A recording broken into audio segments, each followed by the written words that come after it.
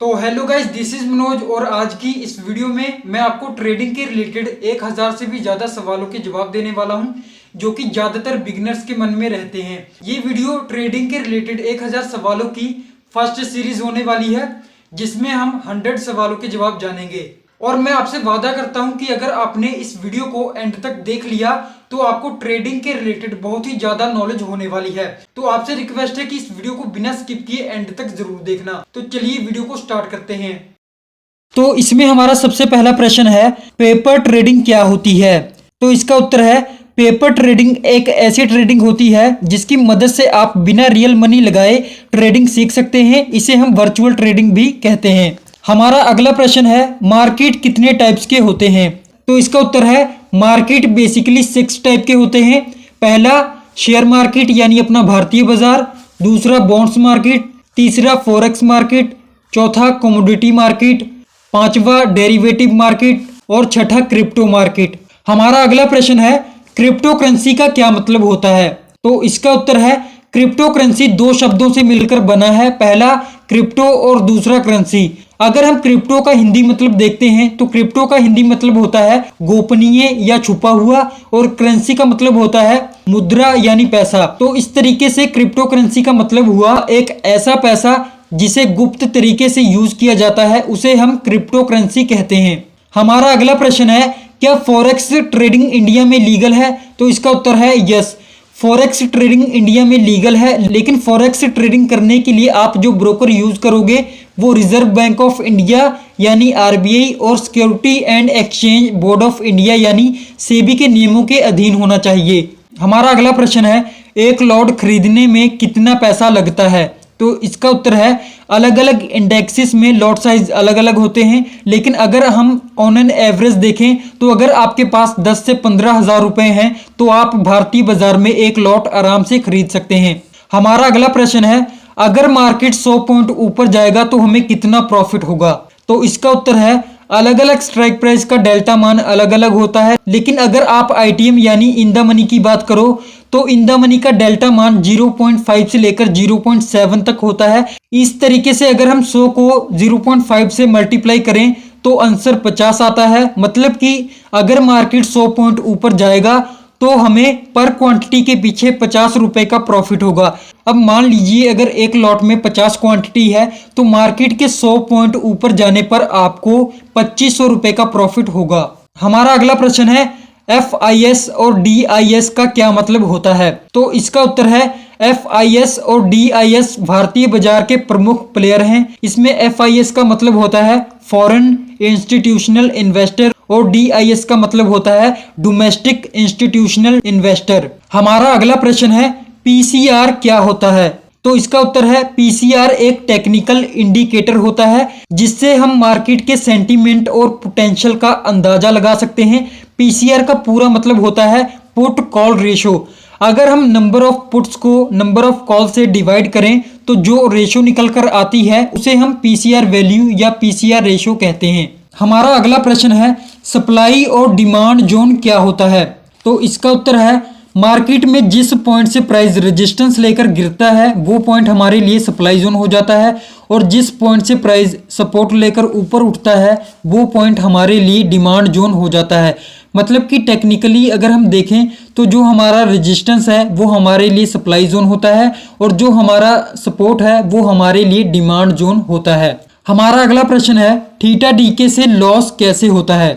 तो इसका उत्तर है, थीटा डीके एक ऑप्शन ग्रीक है जिसे हम टाइम डीके भी कहते हैं, और ये टाइम बढ़ने के साथ साथ आपके प्रीमियम की वैल्यू को डिक्रीज करता रहता है जिसकी वजह से लॉस हो सकता है। हमारा अगला प्रश्न है, प्राइस एक्शन क्या होता है? तो इसका उत्तर है, प्राइस एक्शन प्राइस की मूवमेंट को पकड़ने की एक ऐसी टेक्निक है जिसमें आप support, resistance, trend line, candlestick pattern और चार्ट पैटर्न के अकॉर्डिंग ट्रेड करते हैं। उसी को हम प्राइस एक्शन कहते हैं। हमारा अगला प्रश्न है, बिगिनर्स को कौन सी ट्रेडिंग करनी चाहिए?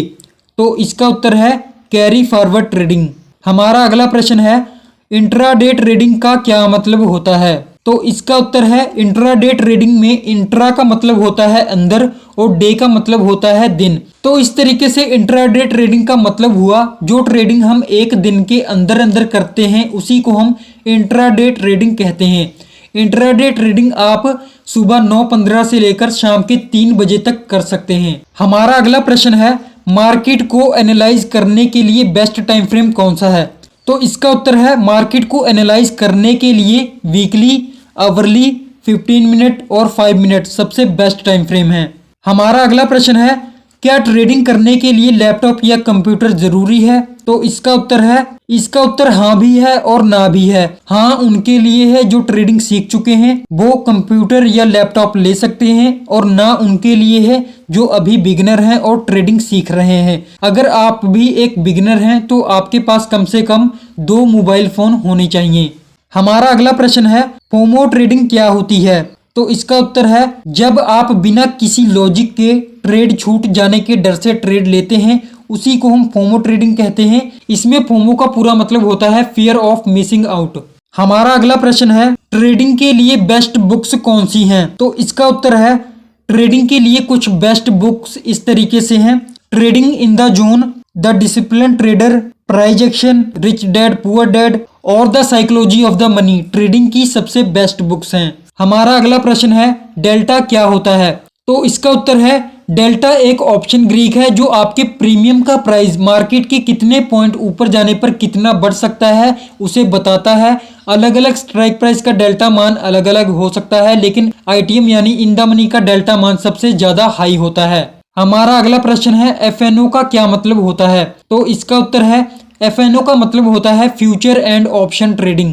हमारा अगला प्रश्न है कैंडल स्टिक्स कितने टाइप्स की होती हैं? तो इसका उत्तर है कैंडल स्टिक्स बेसिकली 3 टाइप्स की होती हैं जैसे कि single candle stick, double candle stick और ट्रिपल कैंडल स्टिक। हमारा अगला प्रश्न है कॉल या पुट कौन सी ऑप्शन बाय करनी चाहिए? तो इसका उत्तर है हमें हमेशा मार्केट के ट्रेंड के अनुसार ही ट्रेड लेना चाहिए। मतलब कि अगर मार्केट अप ट्रेंड में है तो हमें कॉल ऑप्शन बाय करनी चाहिए और अगर मार्केट डाउन ट्रेंड में है तो हमें पुट ऑप्शन बाय करनी चाहिए। हमारा अगला प्रश्न है हीरो जीरो ट्रेडिंग क्या होती है? तो इसका उत्तर है hero zero trading basically expiry वाले दिन की जाती है। इसमें सस्ते प्रीमियम को बहुत ही ज्यादा क्वांटिटी में बाय सेल किया जाता है। इसमें अगर मार्केट आपके फेवर में जाता है तो आपको तगड़ा प्रॉफिट भी हो सकता है, लेकिन अगर मार्केट आपके अगेंस्ट में गया तो आपका लगाया हुआ पूरा पैसा जीरो भी हो सकता है, इसीलिए इसे हीरो जीरो ट्रेडिंग कहते हैं। हमारा अगला प्रश्न है एक दिन में कितने ट्रेड्स करने चाहिए? तो इसका उत्तर है अगर आप बिगनर ट्रेडर हो तो आपको एक दिन में 2 ट्रेड से ज़्यादा ट्रेड्स नहीं करने चाहिए, लेकिन अगर आप ट्रेडिंग सीख चुके हो तो आप एक दिन में मैक्सिमम 6 से 7 ट्रेड भी कर सकते हो। हमारा अगला प्रश्न है ट्रेडिंग सीखने में कितना समय लगता है? तो इसका उत्तर है ट्रेडिंग सीखने में आपको मिनिमम 6 महीने से लेकर 1 साल का समय लग सकता है, लेकिन मैक्सिमम आपको कितना भी टाइम लग सकता है। ये टोटली आपके ऊपर डिपेंड करता है कि आप ट्रेडिंग कैसे सीखते हैं। इसके बाद में हमारा अगला प्रश्न है सेबी का क्या मतलब होता है? तो इसका उत्तर है सेबी एक गवर्नमेंट बॉडी है जो मार्केट में रूल एंड रेगुलेशंस बनाती है ताकि मार्केट में किसी के साथ कोई भी किसी भी प्रकार की धोखाधड़ी ना हो सके। सेबी का पूरा नाम है securities and exchange board of India. हमारा अगला प्रश्न है एल्गो ट्रेडिंग क्या होती है? तो इसका उत्तर है एल्गो ट्रेडिंग एक प्रकार की ऐसी ट्रेडिंग होती है जिसमें कोई भी व्यक्ति बैठकर ट्रेड नहीं करता बल्कि व्यक्ति की स्ट्रेटजी के बेस पर एक कंप्यूटर ट्रेड करता है जिसको हम एल्गो ट्रेडिंग कहते हैं। एल्गो ट्रेडिंग का यूज बड़े बड़े इंस्टीट्यूशनल इन्वेस्टर्स करते हैं। इसके बाद में हमारा अगला प्रश्न है कलर ट्रेडिंग करनी चाहिए या नहीं? तो इसका उत्तर है नहीं, हमें कभी भी कलर ट्रेडिंग नहीं करनी चाहिए क्योंकि कलर ट्रेडिंग का पहले से ही एक एल्गोरिदम सेट होता है जिसे कुछ लोगों द्वारा कंट्रोल किया जाता है, इसलिए हमें कभी भी कलर ट्रेडिंग नहीं करनी चाहिए। हमारा अगला प्रश्न है क्रिप्टो ट्रेडिंग के लिए बेस्ट टाइम फ्रेम कौन सा है? तो इसका उत्तर है क्रिप्टो ट्रेडिंग के लिए 6 PM to 9 PM best time रहता है जिसमें मोमेंटम्स अच्छे मिल सकते हैं। इसके बाद में हमारा अगला प्रश्न है म्यूचुअल फंड क्या होता है? तो इसका उत्तर है म्यूचुअल फंड इन्वेस्टमेंट का एक ऐसा तरीका होता है जिसमें आप खुद अपना पैसा इन्वेस्ट नहीं करते हैं बल्कि आपके द्वारा दिया गया पैसा किसी एक्सपर्ट कंपनी या बैंक के द्वारा अलग अलग सेक्टर्स में इन्वेस्ट किया जाता है जिसमें आपको एक फिक्स रिटर्न मिलता है। इसी को हम म्यूचुअल फंड कहते हैं। इसके बाद में हमारा अगला प्रश्न है पीपीएफ और ईपीएफ क्या होता है? तो इसका उत्तर है पीपीएफ का मतलब होता है पब्लिक प्रोविडेंट फंड और ईपीएफ का मतलब होता है एम्प्लॉय प्रोविडेंट फंड। इसके बाद में हमारा अगला प्रश्न है ट्रेडिंग करने के लिए क्या क्या सीखना पड़ता है? तो इसका उत्तर है ट्रेडिंग करने के लिए आपको price action, SMC, ICT, money management, risk management, option chain reading, chart reading, market analysis और जिस ब्रोकर में आप ट्रेड करना चाहते हैं उस ब्रोकर को अच्छी तरीके से यूज कैसे करते हैं इसकी भी आपको नॉलेज होनी चाहिए। इसके बाद में हमारा अगला प्रश्न है अगर किसी आदमी के पास 1 लाख रुपए हैं और वो ट्रेडिंग करना चाहता है तो उसको रिस्क मैनेजमेंट और मनी मैनेजमेंट कैसे करना चाहिए? तो इसका उत्तर है अगर कोई आदमी 1 लाख रुपए से ट्रेड करना चाहता है तो रिस्क मैनेजमेंट के हिसाब से उसे 10 पॉइंट से ज़्यादा रिस्क नहीं लेना चाहिए। वहीं अगर हम मनी मैनेजमेंट की बात करें तो आपको अपने कैपिटल का सिर्फ 50% हिस्सा ही ट्रेडिंग के लिए यूज करना चाहिए। इसके बाद में हमारा अगला प्रश्न है क्या हम 1000 रुपये से ट्रेडिंग स्टार्ट कर सकते हैं? तो इसका उत्तर है हाँ बिल्कुल, आप 1000 रुपये से इक्विटी ट्रेडिंग या इन्वेस्टमेंट स्टार्ट कर सकते हैं। इसके बाद में हमारा अगला प्रश्न है क्या हम ट्रेडिंग को एज अ कैरियर ले सकते हैं? तो इसका उत्तर है अगर आप ट्रेडिंग को एज अ कैरियर लेना चाहते हैं तो सबसे पहले आप अपनी जॉब, स्टडी या बिजनेस के साथ ट्रेडिंग को सीखना स्टार्ट कर सकते हैं। अगर आप 1 से 2 साल में प्रॉफिटेबल ट्रेडर बन जाते हैं तो आप डेफिनेटली ट्रेडिंग को एज अ कैरियर ले सकते हैं। इसके बाद में हमारा अगला प्रश्न है बेस्ट स्टॉक्स कैसे फाइंड आउट करें? तो इसका उत्तर है बेस्ट स्टॉक्स फाइंड आउट करने के लिए कुछ पैरामीटर्स होते हैं जैसे कि स्टॉक या कंपनी का मार्केट कैप ज्यादा होना चाहिए, दूसरा पीएफ रेशो अच्छी होनी चाहिए, तीसरा डेब्ट ऑन इक्विटी कम से कम होनी चाहिए, चौथा मार्केट की फाइनेंशियल स्टेटमेंट अच्छी होनी चाहिए और जो स्टॉक आप बाय करना चाहते हैं उसमें एफआईएस और डीआईएस की होल्डिंग होना जरूरी है। इसके अलावा और भी कई इंपॉर्टेंट चीजें हैं जिसके बेस पर आप बेस्ट स्टॉक फाइंड आउट कर सकते हैं। इसके बाद में हमारा अगला प्रश्न है क्या ट्रेडिंग गैम्बलिंग है? तो इसका उत्तर है नहीं, ट्रेडिंग कोई भी गैम्बलिंग या जुआ नहीं है बल्कि ये एक ऑनलाइन बिजनेस है। इसके बाद में हमारा अगला प्रश्न है पेनी स्टॉक्स क्या होते हैं? तो इसका उत्तर है पेनी का हिंदी मतलब होता है चिल्लर, मतलब कि पेनी स्टॉक्स वो स्टॉक्स होते हैं जिनकी कीमत 1 रुपये से 10 रुपये के बीच में होती है या फिर 10 रुपये से कम वाले जितने भी स्टॉक्स हैं आप उन्हें पेनी स्टॉक्स कह सकते हैं। इसके बाद में हमारा अगला प्रश्न है स्टॉप लॉस और टारगेट कैसे लगाएं? तो इसका उत्तर है मान लीजिए आपने कोई प्रीमियम बाय किया जिसका प्राइस मार्केट में 100 रुपये चल रहा है और आप चाहते हो कि अगर मुझे प्रॉफिट हो तो 10 रुपये का हो और अगर मुझे लॉस हो तो 5 रुपये का हो। तो इस तरीके से आपका रिस्क रिवार्ड रेशो 1:2 का हो जाएगा, मतलब कि आपका जो स्टॉप लॉस होगा वो 95 रुपये पर लगेगा और आपका जो टारगेट होगा वो 110 रुपये पर लगेगा। इसके बाद में हमारा अगला प्रश्न है फॉरेक्स ट्रेडिंग क्या होती है? तो इसका उत्तर है फॉरेक्स का मतलब होता है विदेशी और ट्रेडिंग का मतलब होता है व्यापार। तो इस तरीके से फॉरेक्स ट्रेडिंग का मतलब हुआ विदेशी व्यापार। इसके बाद हमारा अगला प्रश्न है ट्रेडिंग में लेवरेज क्या होता है? तो इसका उत्तर है ट्रेडिंग में लेवरेज का मतलब होता है मान लीजिए आपके पास 100 रुपये हैं तो 100 रुपये से आप ज़्यादा प्रॉफिट नहीं बना सकते, इसीलिए आपको इंट्राडे में 5 गुना तक का मार्जिन या लेवरेज मिलता है, मतलब कि आप 100 रुपये से ही 500 रुपये तक का ट्रेड बाय कर सकते हैं। इसी को हम लेवरेज या मार्जिन कहते हैं। इसके बाद में हमारा अगला प्रश्न है स्कैल्पिंग ट्रेडिंग किसे कहते हैं? तो इसका उत्तर है स्कैल्पिंग ट्रेडिंग वो ट्रेडिंग होती है जिसमें आपको विद इन अ सेकेंड अपनी पोजीशन को बाय सेल करना होता है। स्कैल्पिंग ट्रेडिंग में आपके ट्रेड की मैक्सिमम टाइम ड्यूरेशन 1 मिनट से लेकर 5 मिनट के बीच में हो सकती है। इसके बाद में हमारा अगला प्रश्न है सीएनसी ऑर्डर का क्या मतलब होता है? तो इसका उत्तर है सीएनसी का मतलब होता है कैश एंड कैरी। ये इक्विटी में होता है, जब आप किसी भी स्टॉक को कैश में खरीदकर होल्ड करते हैं उसी को हम सीएनसी ऑर्डर कहते हैं। इसके बाद में हमारा अगला प्रश्न है क्या हम ट्रेडिंग से 1 करोड़ रुपए कमा सकते हैं? तो इसका उत्तर है हाँ बिल्कुल। अगर आप ट्रेडिंग को अच्छी तरीके से सीख लेते हैं तो आप ट्रेडिंग से 1 करोड़ रुपए बना सकते हैं।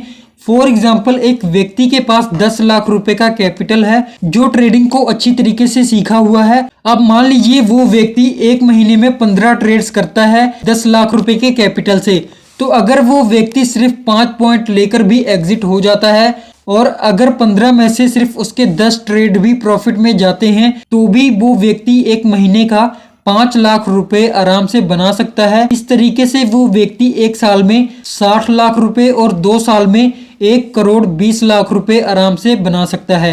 लेकिन अगर हम अपने कैपिटल को बढ़ा या घटा दें तो हमें ट्रेडिंग से 1 करोड़ रुपए कमाने में कम से कम और ज़्यादा से ज़्यादा समय भी लग सकता है। इसके बाद में हमारा अगला प्रश्न है, बिगिनर्स के लिए बेस्ट इंडिकेटर्स कौन से हैं?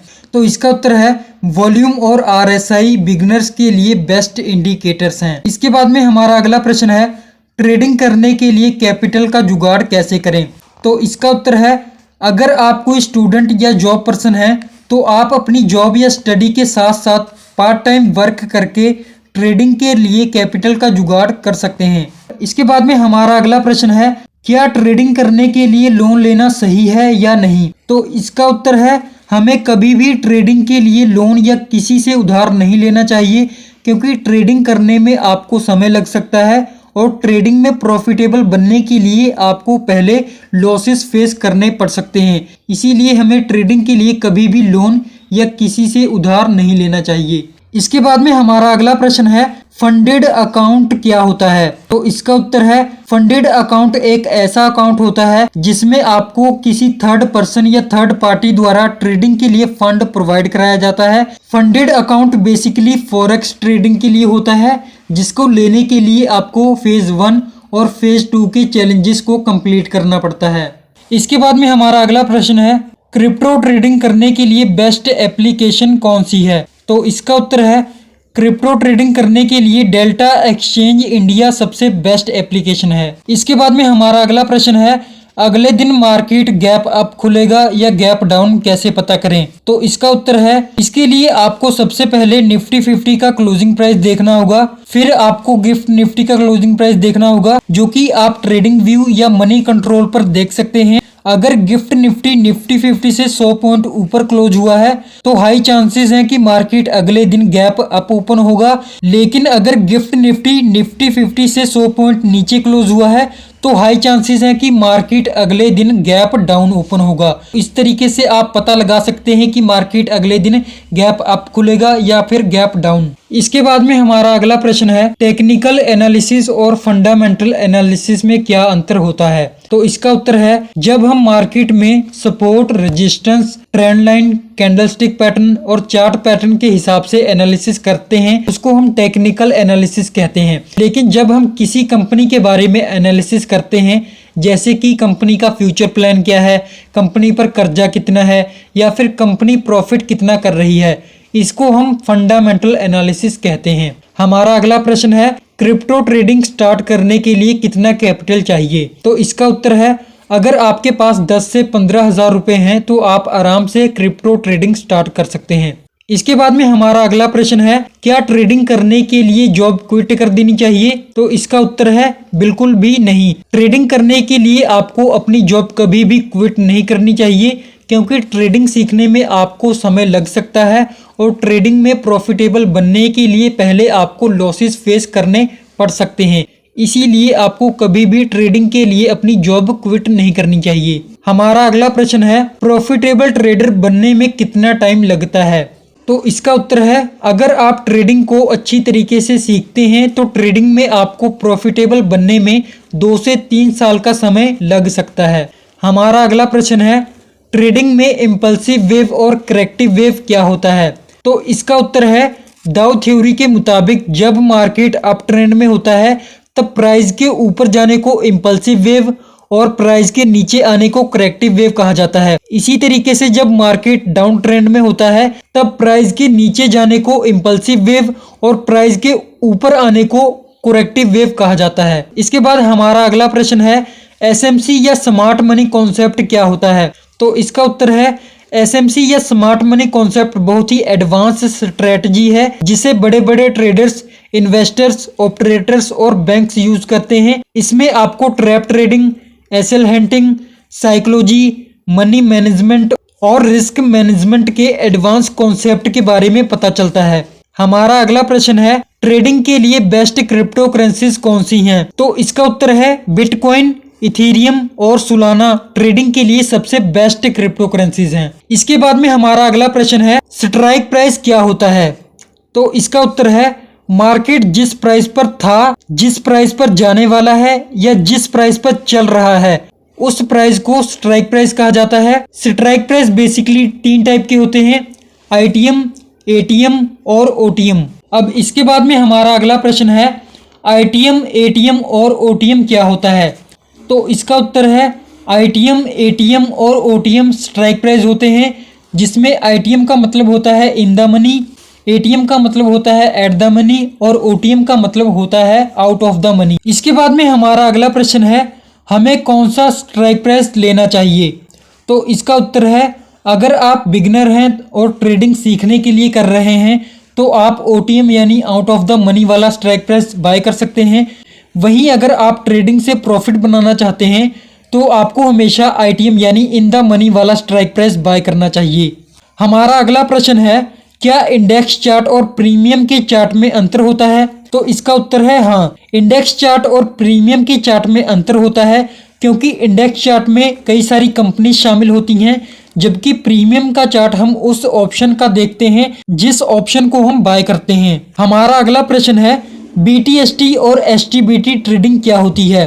तो इसका उत्तर है बीटीएसटी ट्रेडिंग का मतलब होता है बाय टुडे सेल टुमारो और एसटीबीटी ट्रेडिंग का मतलब होता है सेल टुडे बाय टुमारो। अब इसके बाद में हमारा अगला प्रश्न है, क्या शेयर और स्टॉक्स में अंतर होता है? तो इसका उत्तर है हाँ बिल्कुल। मान लीजिए एक बिल्डिंग है जिसमें 100 फ्लैट हैं और उस बिल्डिंग की कीमत 100 करोड़ रुपए है। तो अगर उस बिल्डिंग को कोई एक आदमी खरीदता है तो हम ये कह सकते हैं कि उस आदमी ने एक स्टॉक खरीदा है। वहीं अगर उस बिल्डिंग को कोई एक आदमी ना खरीदकर बल्कि 100 अलग अलग आदमी उस बिल्डिंग के एक एक फ्लैट को खरीदते हैं तो हम ये कह सकते हैं कि 100 लोगों ने उस बिल्डिंग का 1% का शेयर खरीदा है। तो इस तरीके से शेयर और स्टॉक्स में अंतर होता है। इसके बाद में हमारा अगला प्रश्न है, एक लॉट में कितना प्रॉफिट या कितना लॉस लेना चाहिए? तो इसका उत्तर है अलग अलग इंडेक्सेस में लॉट साइज अलग अलग होते हैं, लेकिन मान लीजिए एक लॉट में 100 क्वांटिटी है तो अगर आप पर क्वांटिटी के पीछे 10 रुपए का प्रॉफिट लेना चाहते हैं तो आप पर क्वांटिटी के पीछे 2 से 3 रुपए का लॉस भी ले सकते हैं। इसके बाद में हमारा अगला प्रश्न है, एसआईपी और ओटीआई का क्या मतलब होता है? तो इसका उत्तर है एसआईपी का मतलब होता है सिस्टमैटिक इन्वेस्टमेंट प्लान और ओटीआई का मतलब होता है वन टाइम इन्वेस्टमेंट। इसके बाद में हमारा अगला प्रश्न है, ट्रेडिंग और इन्वेस्टमेंट में कोई एक बड़ा अंतर बताओ।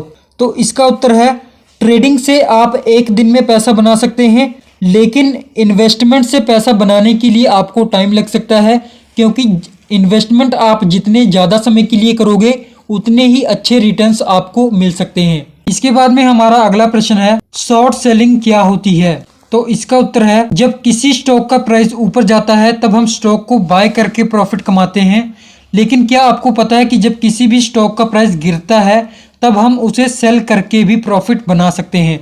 और जब हम किसी स्टॉक को पहले सेल करते हैं और बाद में बाय करके प्रॉफिट कमाते हैं तो इसी को हम शॉर्ट सेलिंग कहते हैं। हमारा अगला प्रश्न है, सपोर्ट और रेजिस्टेंस लगाने का सबसे आसान तरीका क्या है? तो इसका उत्तर है ऑप्शन चेन में OI यानी ओपन इंटरेस्ट को देखकर आप आसानी से सपोर्ट और रेजिस्टेंस लगा सकते हैं। अगर कॉल साइड में किसी स्ट्राइक प्राइस का OI ज्यादा है तो वो आपके लिए एक रेजिस्टेंस का काम करेगा। इसी तरीके से अगर पुट साइड में किसी स्ट्राइक प्राइस का OI ज्यादा है तो वो आपके लिए एक सपोर्ट का काम करेगा। इसके बाद में हमारा अगला प्रश्न है, ऑपरेटर्स कौन होते हैं? तो इसका उत्तर है ऑपरेटर्स वो लोग होते हैं जो मार्केट को ऑपरेट करते हैं यानी मार्केट को चलाते हैं, उन्हें ही हम ऑपरेटर्स कहते हैं। भारतीय बाजार में FIS, DIS और बड़ी बड़ी बैंक्स ऑपरेटर्स ही हैं। इसके बाद में हमारा अगला प्रश्न है, मार्केट ऑर्डर और लिमिट ऑर्डर क्या होता है? तो इसका उत्तर है मान लीजिए मार्केट में किसी प्रीमियम का करंट प्राइस 100 रुपए चल रहा है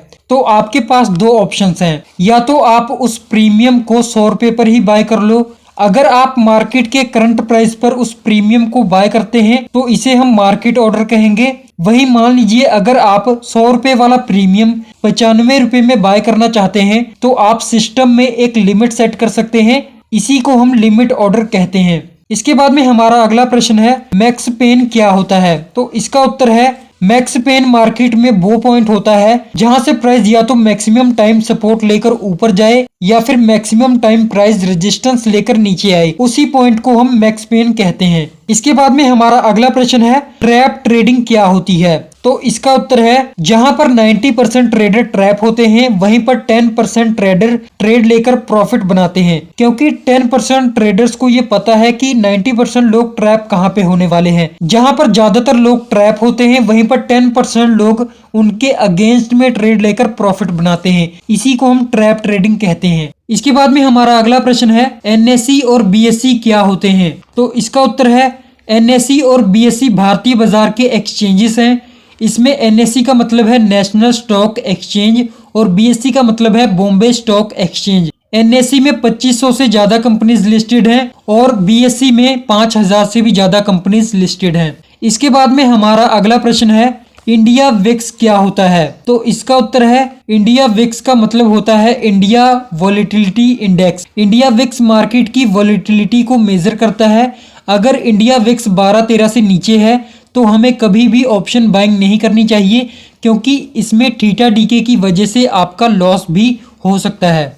इसके बाद में हमारा अगला प्रश्न है ऑप्शन चेन में क्या क्या देखना जरूरी है। तो इसका उत्तर है अगर आप एक बिगिनर ट्रेडर हैं तो सबसे पहले तो आपको ऑप्शन चेन में आईटीएम, एटीएम और ओटीएम वाला स्ट्राइक प्राइस देखना आना चाहिए। इसके अलावा ऑप्शन चेन में ओआई, वॉल्यूम और प्रीमियम का चार्ट देखना भी जरूरी है। इसके बाद में हमारा अगला प्रश्न है ट्रेड करने से पहले हमें क्या क्या देखना चाहिए। तो इसका उत्तर है ट्रेड करने से पहले हमको सबसे पहले अपना इंटरनेट कनेक्शन चेक करना चाहिए। दूसरा, ट्रेड लेने से पहले कम से कम आपको 2 इंडेक्सेस को इकट्ठे देखना चाहिए। तीसरा, मार्केट की वॉलेटिलिटी को चेक करने के लिए आपको इंडिया विक्स देखना जरूरी है।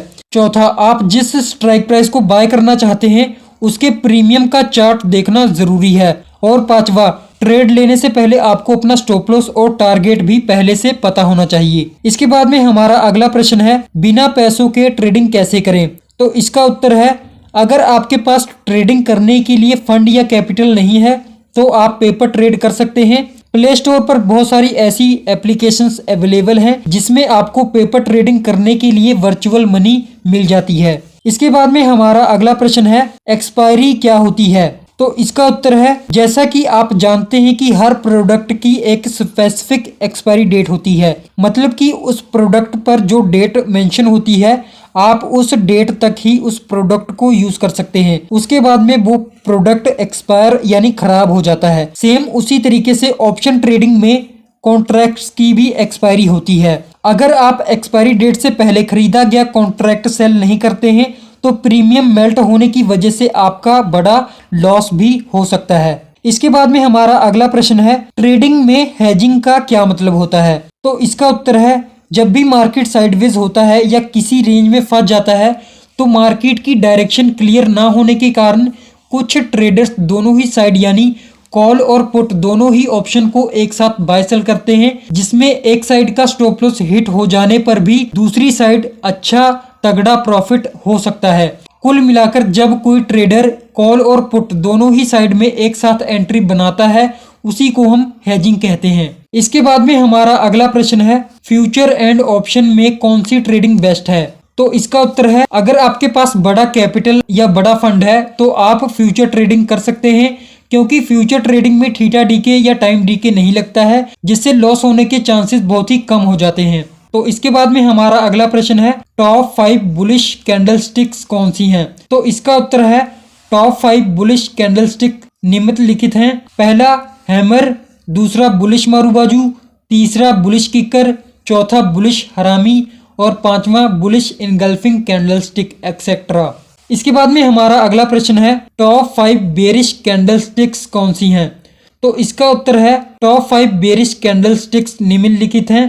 पहला शूटिंग स्टार, दूसरा बेरिश मारूबाजू, तीसरा बेरिश किकर, चौथा बेरिश हरामी और पांचवा बेरिश इनगल्फिंग कैंडलस्टिक एक्सेट्रा। इसके बाद में हमारा अगला प्रश्न है कैंडलस्टिक्स को किस टाइम फ्रेम पर देखना चाहिए। तो इसका उत्तर है अगर आप एक बिगिनर ट्रेडर हैं तो आप कैंडलस्टिक्स को 1 मिनट, 3 मिनट, 5 मिनट और 15 मिनट पर देख सकते हैं।